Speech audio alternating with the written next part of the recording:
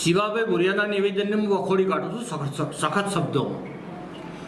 મેં મારા જીવનમાં 2010થી સમગ્ર ગુજરાતમાં ઠાકોર સમાજમાં જાગૃતિ આવે, ઠાકોર સમાજ શિક્ષિત બને, સંગઠિત બને, વ્યસન મુક્ત બને અને બીજી સમાજો સાથે હળીમળી રહી શકે. આજે આ અભિયાનની શરૂઆત કરી હતી 2010થી.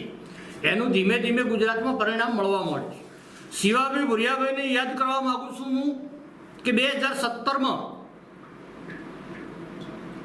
કે 2012માં જે વિધાનસભાઓની અંદર દિયોદરમાં તમે ચૂંટણી લડ્યા હતા, એ ચૂંટણીની અંદર ઠાકોર સમાજે તમને જંગી બહુમતીથી જીતાડ્યા હતા.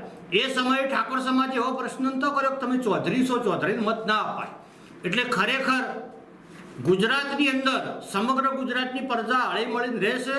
પણ શિવાભાઈ ભુરિયા જેવા લોકો, જે કુંભવાદી તત્વો છે, જે જાતિવાદી કીડા છે, એ આ એકતામાં હળી સોંપવાનું કામ કરે છે.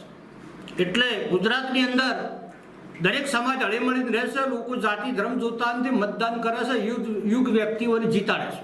અને ખાસ કરીને ગુજરાતમાં અમારી ઠાકોર સમાજની જનસંખ્યા બહોળી છે, તો દરેક વિધાનસભામાં અમારી મેજોરિટી હોવાની સ્વાભાવિક છે.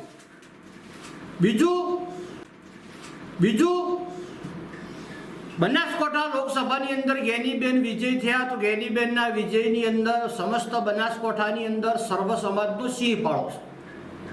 અને એમાં ખાસ કરીને ઠાકોર સમાજે એકતાના દર્શન કરાવે છે. આવા કુંભવાદી તત્વોને હું કહેવા માગું છું કે ગુજરાતની અંદર ક્ષત્રિય સમાજ, આદિવાસી સમાજ, દલિત સમાજ, મુસ્લિમ સમાજ, માલધારી સમાજ, આ સમાજો વર્ષોથી સિસ્ટમમાં દાખલથી નથી, એમની સિસ્ટમનો કોઈ લાભ મળ્યો નથી. એટલે બનાસકાંઠાનું રિઝલ્ટ એ અમારું ટેલર છે. અસલી ફિલ્મ તો 2027માં છે.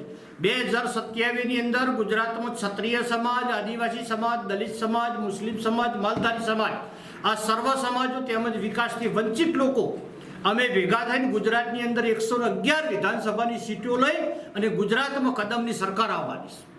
સૌને જય જય ગુજરાત.